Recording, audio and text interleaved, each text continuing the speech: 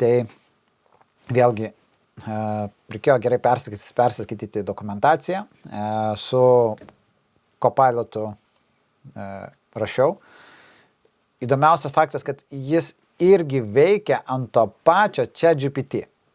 Bet ChatGPT jisai žiauriai grybauja ir improvizuoja, kad mes šitą suprastume.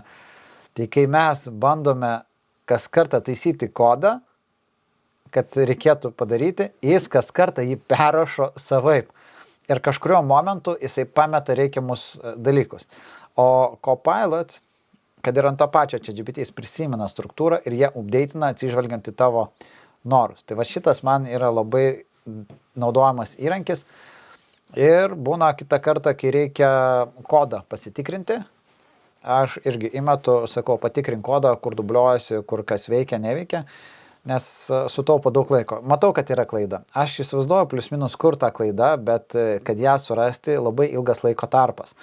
Tai duodu mūsų dirbtinių intelektui ir jisai visą tai perskaito, sutvarko, duoda patarimų, kaip toliau reikėtų tobulinti